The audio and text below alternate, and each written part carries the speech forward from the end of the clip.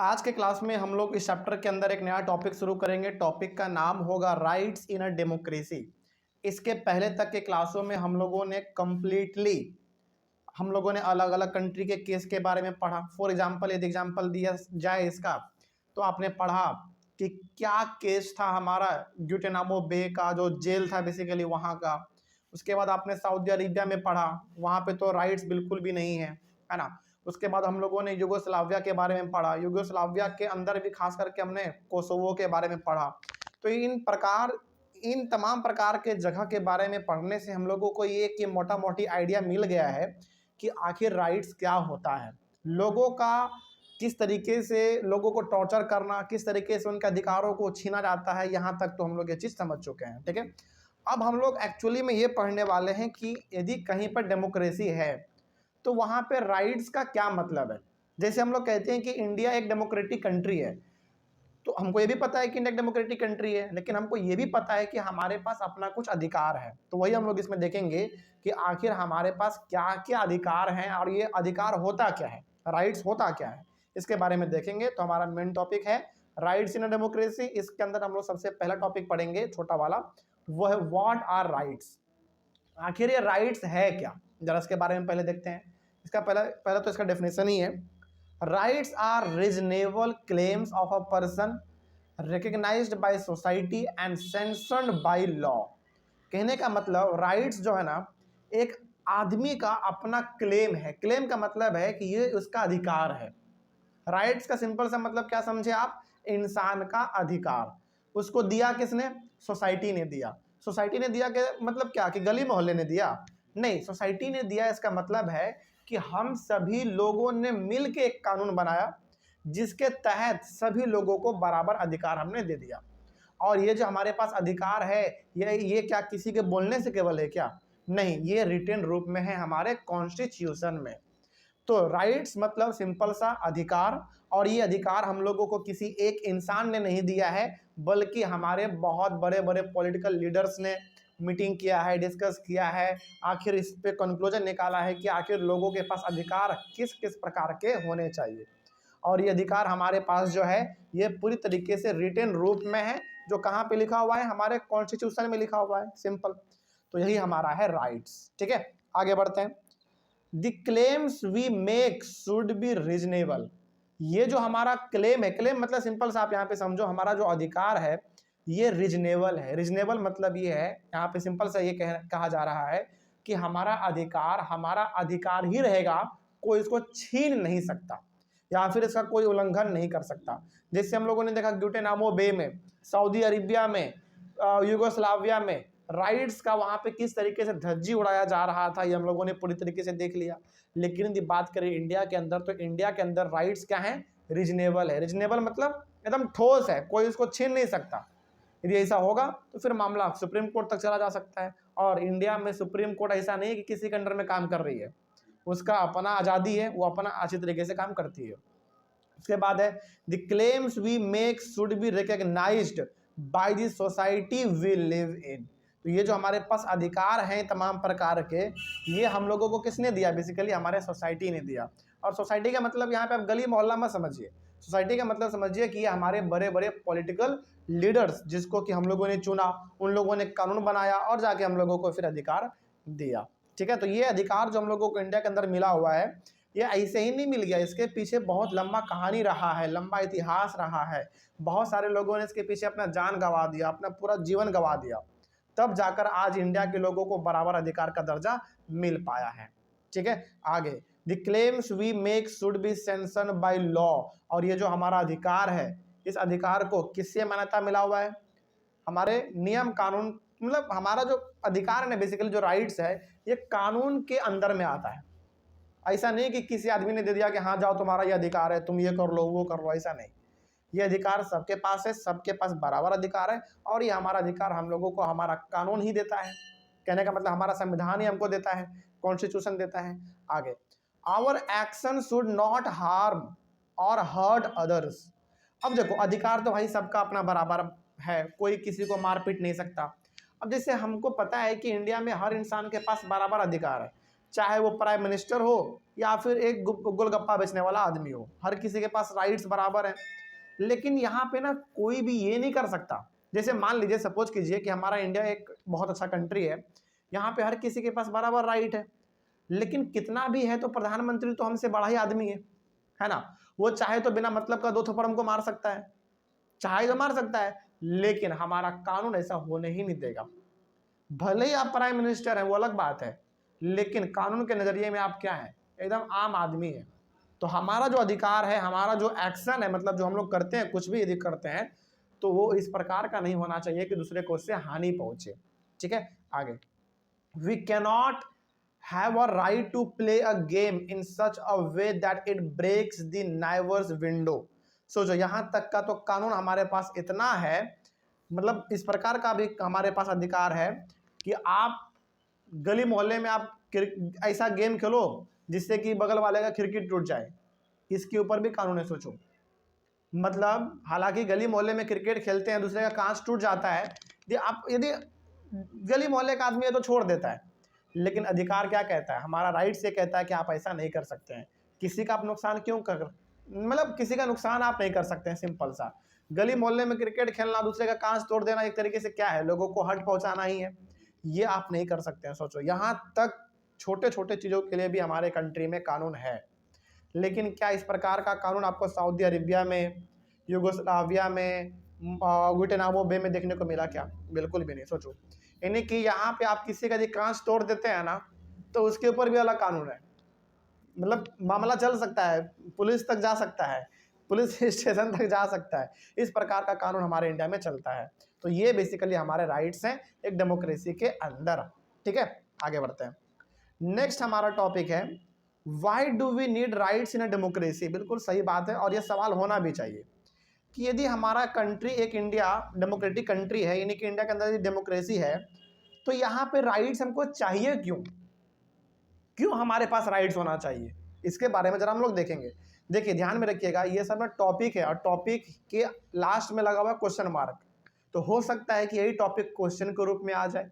तो बहुत ही ध्यान से इसको पढ़िएगा और बहुत ध्यान से इसको समझने की कोशिश कीजिएगा, क्योंकि कई बार एग्जाम में टीचर ना जानबूझ के टॉपिक ही डाल देंगे क्वेश्चन में, और बनता भी है, सिंपल सा क्वेश्चन बन रहा है कि why do we need rights in democracy. अब आप इसको एक्सप्लेन करो, कैसे करोगे? तो इसके लिए जरूरी है कि आप इसको ध्यान से समझें और इसको ध्यान से पहले सुने, उसके बाद आगे बढ़ेंगे हम लोग। तो एक डेमोक्रेसी में हम लोगों को राइट्स क्यों चाहिए भाई, जरा देखा जाए क्यों चाहिए। In a democracy every citizen has the right to vote. देखो, यदि हमारे पास राइट नहीं होगा डेमोक्रेसी में, तो क्या हम अपने लीडर को वोट देकर चुन पाएंगे? नहीं चुन पाएंगे। इसीलिए डेमोक्रेसी में राइट्स का होना जरूरी है, ताकि हम लोग क्या कर सके, वोट दे सके और अपने लीडर को चुन सके। लेकिन क्या वोट देने का अधिकार आपको सऊदी अरेबिया में देखने को मिलेगा क्या? नहीं, बिल्कुल भी नहीं। वहां पे तो किंग वाला सिस्टम चलता है, प्रिंस वाला सिस्टम चलता है वहां पे। आगे बढ़ते हैं। तो डेमोक्रेसी में राइट्स क्यों चाहिए? ताकि हम लोग अपने लीडर को वोट देकर चुन सके। ठीक है, every citizen has the right to elect their representative. Democracy में हम लोग क्या करते हैं, अपने रिप्रेजेंटेटिव को, यानी कि अपने लीडर को हम लोग खुद चुनते। ये अधिकार है तभी तो चुन पा रहे हैं, अधिकार नहीं होता तो क्या चुन पाते? नहीं चुन पाते। आगे बढ़ते हैं। Every citizen has the right to express their opinion, form political parties and take part in political activities. यदि किसी कंट्री के अंदर डेमोक्रेसी है, खास करके आप एग्जांपल ले सकते हैं भारत का, इंडिया का। इंडिया में यदि डेमोक्रेसी है तो यहाँ पे हर आदमी के पास अधिकार है कि वो अपना विचार प्रकट कर सकता है। कहने का मतलब यहाँ पे यह है कि उस, जैसे मान लीजिए किसी टॉपिक के ऊपर उनका कुछ अलग सोच है, तो वो बोल सकता है, कोई उसको रोक नहीं सकता। बात समझ में आ रही है? चल आगे बढ़ते हैं। यानी कि हर किसी को यहाँ पे अपना बात रखने का मौका मिलता है, हर किसी के पास अधिकार है कि वो अपना पॉलिटिकल पार्टी खुद बना सकता है। यानी कि बीजेपी, कांग्रेस, इस प्रकार का जो पार्टी है, इस प्रकार का कोई भी पार्टी लोग बना सकते हैं, हमारे पास अधिकार है। और कोई भी आदमी किसी भी प्रकार के पॉलिटिकल एक्टिविटी में भाग ले सकता है, यानी कि पार्टिसिपेट कर सकता है। ये सब काम हम लोग क्यों कर पा रहे हैं? क्योंकि हमारे पास अपना राइट है। इसीलिए एक एक पॉइंट से आपको ये क्लियर होता जा रहा है कि आखिर डेमोक्रेसी में राइट्स क्यों होने चाहिए। राइट्स इसलिए होने चाहिए ताकि हम लोग वोट दे सकें, राइट इसलिए हो सके ताकि हम लोग अपने लीडर को चुन सकें, राइट इसलिए होने चाहिए क्योंकि हम लोग अपने पॉलिटिकल पार्टी को फॉर्म कर सके, किसी पॉलिटिकल एक्टिविटी में पार्टिसिपेट कर सके। ये सब काम हम लोग तभी कर पाएंगे जब हमारे पास अपना खुद का अधिकार होगा, हमारा खुद का राइट्स होगा। आगे, rights protect minorities from the operation of majority. कई बार क्या होता है ना, जैसे आपने देखा था उस वाले केस में ना, यूगोस्लाविया वाले केस में, जो सर्बियन थे वो चाहते थे कि अल्बेनियन पे कब्जा कर लिया जाए, और बहुत हद तक तो कोसोवो में बहुत सारे घर को जला भी दिया था उन लोगों ने। एक फैमिली का कहानी भी हम लोगों ने पढ़ा था। तो कई बार किसी कंट्री में क्या होता है ना, जिनका संख्या ज़्यादा होता है वो कम संख्या वाले लोगों के ऊपर टॉर्चर करना चालू कर देते हैं, उनको मारना पीटना डराना धमकाना इस तरीके से कर देते हैं। लेकिन यदि आपके यहाँ पे डेमोक्रेसी है, आपके पास अधिकार है, राइट्स है, तो ये कोई भी नहीं कर सकता। जैसे इंडिया में आपको पता है कि हिंदू मेजॉरिटी में है तो माइनॉरिटी में मुस्लिम है, लेकिन क्या कोई भी किसी को हमें परेशान कर सकता है क्या? नहीं कर सकता। मान लीजिए यदि आप कर भी लेते हैं तो बड़ा भयंकर कानून है इसके पीछे, आप बचेंगे नहीं, आपको सजा मिलना ही मिलना है। ठीक है, थोड़ा लेट से मिलेगा लेकिन मिलेगा जरूर। ठीक है, आगे बढ़ते हैं। तो राइट्स हम लोगों को डेमोक्रेसी में इसलिए चाहिए ताकि हम लोगों को प्रोटेक्ट किया जा सके कि हाँ भैया मेजॉरिटी वाला माइनॉरिटी पे अत्याचार ना करे, टॉर्चर ना करे, इस तरीके से, इसलिए राइट चाहिए भाई। आगे, rights ensure that the majority can not do what ever it likes. यानी कि मेजॉरिटी के अंदर में, मेजॉरिटी मतलब जिनका संख्या ज़्यादा है, उनके मन में जो आएगा वो कर लेंगे क्या? ऐसा कुछ नहीं, उनको हर कदम फूक फूक के चलना पड़ता है। यानी कि वो कुछ भी यदि गलत करेंगे समाज के अंदर, सोसाइटी के अंदर, तो उनको भुगतना पड़ेगा, और भुगतना पड़ता भी है। ठीक है, और ये सब चीज़ इसलिए हो पाता है क्योंकि हमारे पास अपना राइट्स है। यदि राइट्स नहीं होता, ये राइट्स हम लोगों को कौन देता है? हमारा कॉन्स्टिट्यूशन देता है। यदि ये राइट्स हमारे पास आज नहीं होता तो कोई भी मेजॉरिटी वाला आदमी माइनॉरिटी वाले को मार पीट के चला जाता है ना, कोई कुछ बोल नहीं पाता। लेकिन आज हमारे पास बहुत एक से एक कानून है। आगे बढ़ते हैं। समटाइम्स इलेक्टेड गवर्नमेंट्स में नॉट प्रोटेक्ट और में even attack the rights of their own citizens. कई बार तो ऐसा भी होता है, हालांकि इंडिया में ऐसा कभी हो नहीं सकता, लेकिन किसी किसी कंट्री में ऐसा देखा गया है कि जो इलेक्टेड गवर्नमेंट है, यानी कि जिस गवर्नमेंट को हमने चुन के बनाया, कभी कभार वो भी ना हमारे राइट्स के साथ खिलवाड़ करने लगती है। मतलब कि हमारे अधिकार को वो खुद छीनने लगती है, हमको बराबर दर्जा ना देना, हमको छोटा समझ लेना, हमको जॉब में मौका ना देना, इस प्रकार का। कई बार गवर्नमेंट भी इस तरीके का काम करती है।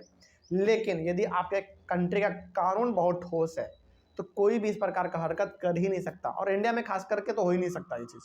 ठीक है, क्योंकि इंडिया का कानून बहुत सख्त है, और यहाँ पे तो ऐसे ऐसे पॉलिटिकल ऑर्गेनाइजेशन है जिनका नज़र पूरी तरीके से गवर्नमेंट की एक्टिविटी पर रहता है कि कुछ भी गलत करेगा तुरंत चक्का जाम कर देंगे, तुरंत रोड जाम कर देंगे, इस तरीके से। तो गवर्नमेंट भी यहाँ पे फूक फूक के कदम चलती है। आगे, that is why some rights need to be placed higher than the government so that the government can not violate this. देखो, कुछ अधिकार हमारे ऐसे हैं ना जो कि गवर्नमेंट के अंडर में भी नहीं आते हैं। कहने का मतलब ये हो गया कि हमारे कुछ चीज़ों पर गवर्नमेंट का भी बस नहीं चलता। एग्जाम्पल इसका हम देते हैं, बड़ा अच्छा एग्जाम्पल है। जैसे आपको पता है कि इंडिया के अंदर हिंदू, मुस्लिम, सिख, ईसाई, जैन, बुद्ध, अलग अलग धर्म के लोग रहते हैं। गवर्नमेंट को ये जरा सा भी अधिकार नहीं है कि वो किसी भी रिलीजन के अंदर इंटरफेयर कर सके।